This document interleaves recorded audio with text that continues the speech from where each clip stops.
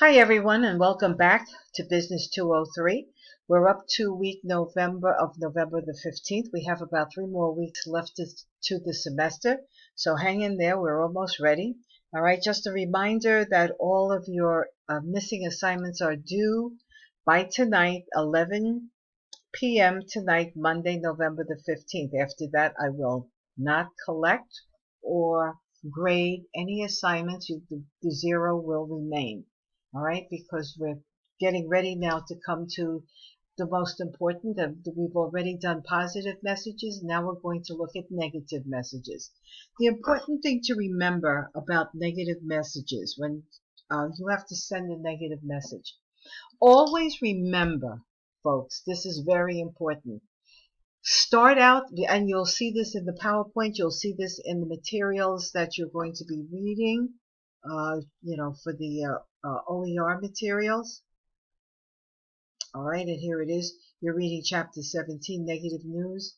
Okay, the important thing is to always start out with something positive, something that the person has done well, or especially if you're doing an evaluation, an employee evaluation.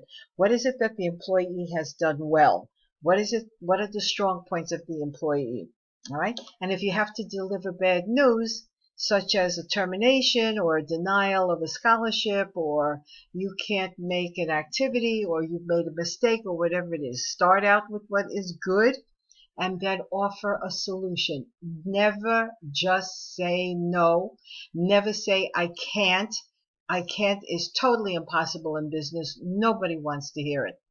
And those of you who are in the medical field, you know that doctors and nurses and the health professions try to do as much as they can to cure a patient.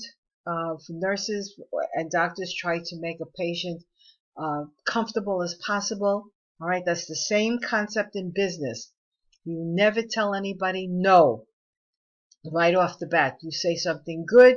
You say something that you can offer. If you cannot do what the person wants you to do, or the project is not going to be done at a particular time because of the constraints, that's not the issue. The issue is, what can you do?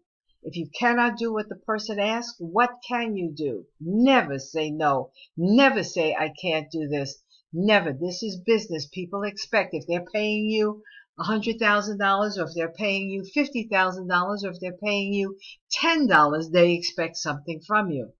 All right? So that's the important point. That's the main point. Remember, that's all part of the you attitude.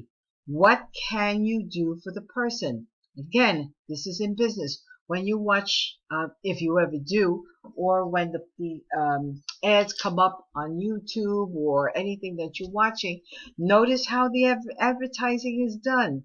The advertising is what's important about this product that you need.